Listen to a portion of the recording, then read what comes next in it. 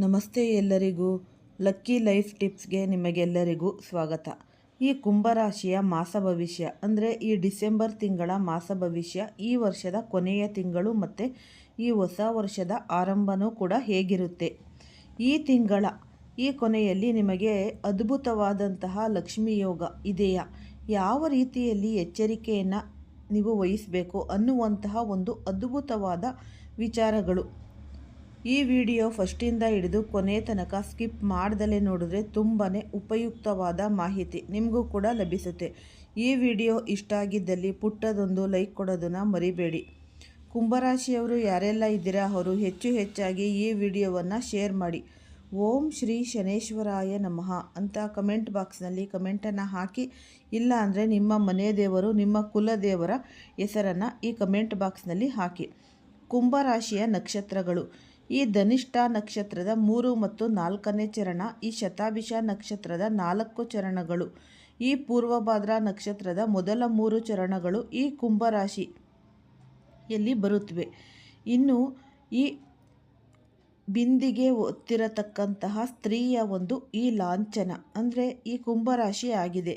ಇನ್ನು ರಾಶ್ಯಾಧಿಪತಿ ಈ ಶನಿ ಭಗವಾನರು, ವಾಯುತತ್ವ, ಪಶ್ಚಿಮ ದಿಕ್ಕು, ಪುರುಷಲಿಂಗ, ಈ ಕ್ಷುದ್ರವರ್ಣ, ಕ್ರೂರ ಸ್ವಭಾವ. ಇನ್ನು ರಾಶಿಯ ರತ್ನ ಬಂದು ನೀಲಂ ಆಗಿರುವಂಥದ್ದು. ಜೊತೆಗೆ ಅದೃಷ್ಟದ ಬಣ್ಣ ನೀಲಿ ಮತ್ತು ಕಪ್ಪು ಆಗಿದೆ.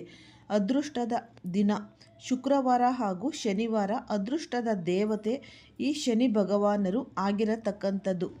ಇನ್ನು ಅದೃಷ್ಟದ ಸಂಖ್ಯೆ 3, 6, 4, 8 ಆಗಿದೆ.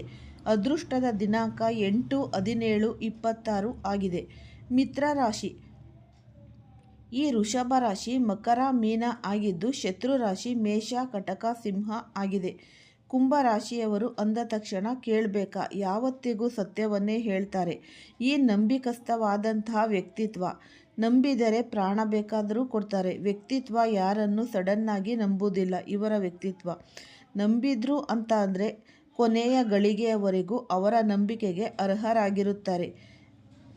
ಅಂತಹ ಒಂದು ನಂಬಿಕಸ್ಥ ಅಂತಲೇ ಹೇಳಬಹುದು. ಇನ್ನು ಸುಳ್ಳು ಹೇಳುವಂಥದ್ದು ಅಂತ ಅಂದರೆ ಆತ್ಮಸಾಕ್ಷಿಗೆ ಬಹಳಷ್ಟು ದ್ರೋಹ, ಅಥವಾ ಅದು ಏನಾದರೂ ಮಾಡಿದ್ರೂ ಅದು ಕೊರಿತಾ ಇರುತ್ತೆ. ಯಾವಾಗಲೂ ಸಾಂದರ್ಭಿಕವಾಗಿ ಏನೋ ಒಂದು ಸುಳ್ಳು ಹೇಳಿಬಿಟ್ರೆ ಒಂಥರ ಭಯ ಅಂತ ಅನ್ನಿಸಬಹುದು, ಅಥವಾ ಎಲ್ಲೋ ಒಂದು ಕಡೆ ನಾನು ತಪ್ಪು ಮಾಡಿದ್ದೀನಿ ಅಂತ ಮನಸ್ಸಾಕ್ಷಿಗೆ ಆಗಾಗ ಕೊರಿತಾ ಇರತಕ್ಕಂಥದ್ದು. ಇನ್ನು ಸೂಕ್ಷ್ಮ ಮನಸ್ಸು, ಸಂಶೋಧಕ ಒಳಗಡೆ ಇರ್ತಾರೆ. ಯಾವುದೇ ಒಂದು ವಿಚಾರ ಇರಲಿ, ಯಾವುದೇ ಒಂದು ಕೆಲಸ ಕಾರ್ಯಗಳು ಇದ್ದರೂ ಕೂಡ ಅವರದ್ದೇ ಆಗಿರತಕ್ಕಂತಹ ಅಂದರೆ ಕುಂಭರಾಶಿಯವರು ನಿಮ್ಮದೇ ಆಗಿರತಕ್ಕಂಥ ಒಂದು ಸ್ಟ್ರಾಟಜಿ ಅನ್ನೋದು ಇರುತ್ತೆ. ಇದರ ಪ್ರಕಾರ ಕೆಲಸ ಮಾಡ್ತಾ ಇರ್ತೀರ. ಸ್ವಲ್ಪ ನೀವು ನಿಮ್ಮ ಈ ಮೈನಸ್ ಪಾಯಿಂಟ್ಗಳು ಏನು ಅಂತ ಅಂದರೆ ಇಲ್ಲಿ ಈ ನಿರ್ಣಯ, ಆತುರ ನಿರ್ಣಯ ತಗೊಂಡು ಬಿಡ್ತೀರ. ಈ ಆತುರ ನಿರ್ಣಯ ತೆಗೆದುಕೊಂಡು ಅನೇಕ ಸರಿ ನಿಮ್ಮ ಜೀವನದಲ್ಲಿ ಫೇಲ್ಯೂರ್ ಅನ್ನೋದು ಆಗಿದೆ. ಉದಾಹರಣೆಗೆ ಇದ್ದಾವೆ. ಅನೇಕ ಸರಿ ಈ ದುಡುಕು ಬಿಟ್ಟಿನೋ, ನಾನು ಆತುರದ ನಿರ್ಣಯ ತೆಗೆದುಕೊಂಡು ಬಿಟ್ಟನೋ, ಈ ರೀತಿ ಪ್ರಾಬ್ಲಮ್ ಜೊತೆಗೆ ಚಂಚಲವಾಗಿರತಕ್ಕಂತಹ ಸ್ವಭಾವ. ಅಂದರೆ ನೀವು ಏನೋ ಒಂದು ಕೆಲಸ ಮಾಡ್ತಾ ಇರ್ತೀರಿ, ಸಡನ್ನಾಗಿ ಮನಸ್ಸನ್ನು ಬೇರೆ ಎಡೆಗೆ ತೆಗೆದುಕೊಂಡು ಬಿಡುವಂಥದ್ದು, ಚೇಂಜ್ ಮಾಡಿ ಬಿಡುವಂಥದ್ದು, ಅಥವಾ ಉದ್ಯೋಗ ಈ ಚೇಂಜ್ ಮಾಡಬಹುದು, ನಿರ್ಣಯ ಚೇಂಜ್ ಆಗಬಹುದು. ಈ ರೀತಿ ಅದು ಮಿಸ್ ಮ್ಯಾಚ್ ಆಗಿಬಿಡುತ್ತೆ. ಪ್ರಾರಂಭದಲ್ಲಿ ಎಲ್ಲ ಸರಿ ಇರುತ್ತೆ, ಆಮೇಲೆ ಅದು ಸ್ವಲ್ಪ ಸರಿ ಇರಲ್ಲ. ಹೀಗೆ ಬಹಳಷ್ಟು ನಿಮಗೆ ಆಗಿರತಕ್ಕಂಥದ್ದು, ಬಹಳಷ್ಟು ನಷ್ಟಗಳು ಕೂಡ ಒಮ್ಮೊಮ್ಮೆ ಆಗಿಬಿಡುತ್ತೆ. ಅದು ನಿಜಾನ ಸುಳ್ಳ, ನಿಮ್ಮ ವ್ಯಕ್ತಿತ್ವ ಸರಿನಾ, ನಿಮ್ಮ ಅಭಿಪ್ರಾಯ. ಇನ್ನು ಈ ಡಿಸೆಂಬರ್ ತಿಂಗಳಲ್ಲಿ ನಿಮಗೆ ಫಲ ಅಂತ ಅಂದರೆ ನೋಡಿ, ನಿಮಗೆ ಬಹಳಷ್ಟು ಒಳ್ಳೆಯ ಫಲಗಳು ಇದ್ದಾವೆ. ಆದರೆ ಅಷ್ಟೇ ಚಾಲೆಂಜ್ಗಳು ಕೂಡ ಇದೆ.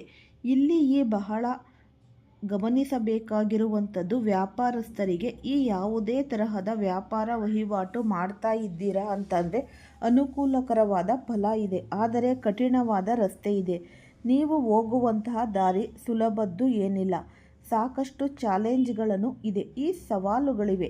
ಮತ್ತು ಸಂದರ್ಭಕ್ಕೆ ತಕ್ಕ ಹಾಗೆ ನೀವು ಪ್ರಿಪೇರ್ ಅನ್ನೋದು ಆಗಬೇಕು. ಮತ್ತು ಈ ಮಾಡ್ರನ್ ಥರ ನೀವು ಬದಲಾವಣೆ ಅನ್ನೋದು ಆಗಬೇಕಾಗುತ್ತೆ.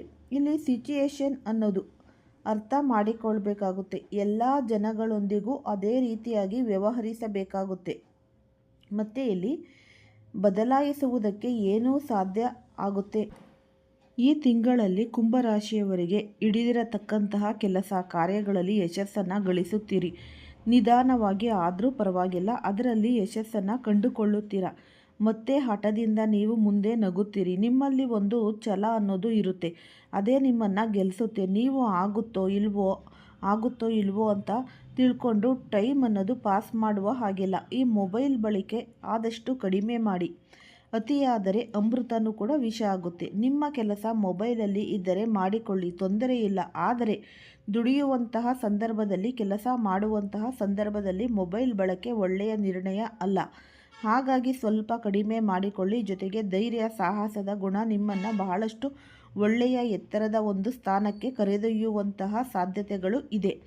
ಮತ್ತು ಈ ತಿಂಗಳಲ್ಲಿ ಅನಿರೀಕ್ಷಿತವಾದ ಧನಲಾಭ ಇದೆ. ಯಾವುದೋ ಒಂದು ಮೂಲದಿಂದ ನಿಮಗೆ ಹಣಕಾಸಿನ ಒಳಹರಿವು ತುಂಬ ಚೆನ್ನಾಗಿದೆ. ಜೊತೆಗೆ ಲಕ್ಷ್ಮೀ ಪ್ರಾಪ್ತಿ ಯೋಗಗಳು ಕೂಡ, ಅವಕಾಶಗಳು ನಿಮಗೆ ಯಾವುದೋ ಒಂದು ಮೂಲದಿಂದ ಆಗುವಂತಹ ಸಾಧ್ಯತೆ ಇದೆ. ಇದೊಂದು ತುಂಬ ಸಂತೋಷಕರ ವಿಚಾರ, ಸಮಾಧಾನಕರ ವಿಚಾರ ಅಂತ ಅಂದರೂ ತಪ್ಪಾಗಲ್ಲ.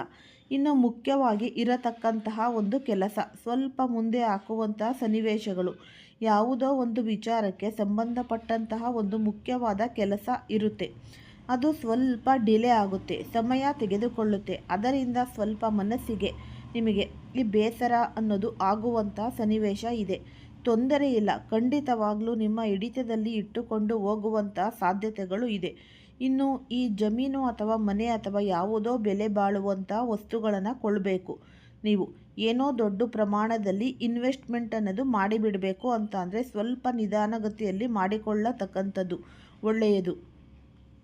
ಸ್ವಲ್ಪ ದಿನ ಮುಂದೆ ಹಾಕಿದರೆ ಬಹಳ ಒಳ್ಳೆಯದು. ಯಾಕೆ ಅಂತಂದರೆ ಈ ಸಾಲ ಸಂಬಂಧ ಮಾಡಿಕೊಂಡರಂತೂ ನೀವು ಮೊದಲೇ ಮಾಡಲಿಕ್ಕೆ ಹೋಗಬೇಡಿ ಅಂತ ಹೇಳ್ಬಹುದು. ಯಾಕೆ ಅಂತಂದರೆ ಈಗ ಸದ್ಯಕ್ಕೆ ನೀವು ಸಾಲ ಸಂಬಂಧ ಏನಾದರೂ ಮಾಡಿದರೆ ತೊಂದರೆ ಅನ್ನೋದು ಆಗುತ್ತೆ. ಜೊತೆಗೆ ನೀವು ಮುಖ್ಯವಾದಂತಹ ವಸ್ತುಗಳನ್ನು ಖರೀದಿ ಮಾಡೋದು ಇದೆಯಲ್ಲ, ಅದನ್ನು ಖಂಡಿತವಾಗಲೂ ಸಾಲ ಸಂಬಂಧ ಮಾಡಲಿಕ್ಕೆ ಹೋಗಬೇಡಿ. ನಿಮ್ಮ ಹತ್ರ ಇದ್ದರೆ ಅದನ್ನು ಮಾಡಿ, ನಿಮ್ಮ ಕಂಟ್ರೋಲಲ್ಲಿ ಇದ್ದರೆ ಮಾಡಿಕೊಳ್ಳಿ, ತೊಂದರೆ ಇಲ್ಲ. ರಿಸ್ಕನ್ನು ತೆಗೆದುಕೊಂಡು ಮಾಡುವಂತಹ ಕೆಲಸಗಳು ದಯವಿಟ್ಟು ಈಗ ಬೇಕು. ಇನ್ನು ನೀವು ಒಂದು ಹೊಸ ವರ್ಷದ ಆರಂಭದಲ್ಲೂ ಕೂಡ ನೀವು ಏನೋ ಒಂದು ಹೊಸ ವಸ್ತುವನ್ನು ನೀವು ಮಾಡಬೇಕು ಇದೆಯಲ್ಲ, ಅದು ನಿಮಗೆ ಸ್ವಲ್ಪ ಸಮಾಧಾನವನ್ನು ತಂದುಕೊಡುತ್ತೆ. ವಿದ್ಯಾರ್ಥಿಗಳು ಬಹಳಷ್ಟು ಪ್ರಯತ್ನವನ್ನು ಮಾಡಬೇಕಾಗುತ್ತೆ, ಹೆಚ್ಚಿನ ಪರಿಶ್ರಮವನ್ನು ಪಡಿಬೇಕು. ಹೆಚ್ಚಿನ ಪ್ರಯತ್ನ ಮಾಡಿದರೆ ಖಂಡಿತ ಇಲ್ಲೂ ವಿದ್ಯಾರ್ಥಿಗಳಿಗೆ ಸ್ವಲ್ಪ ಮೊಬೈಲ್ ಬಳಕೆ ಕಡಿಮೆ ಮಾಡ್ಕೋಬೇಕು ಅಂತ ಹೇಳಬಹುದು. ತಂದೆ ತಾಯಿಯರು ಕೂಡ ಅಂದರೆ ಕುಂಭರಾಶಿಯ ಮಕ್ಕಳ ತಂದೆ ತಾಯಿಗಳು ಸ್ವಲ್ಪ ಇದರ ಬಗ್ಗೆ ಗಮನವನ್ನು ಹರಿಸಿದರೆ ಒಳ್ಳೆಯ ಫಲ ಅನ್ನುವಂಥದ್ದು ಸಿಗುತ್ತೆ. ಕಲಾವಿದರಿಗೂ ಕೂಡ ಪ್ರಯತ್ನಗಳು ಅನ್ನೋದು ಇದೆ.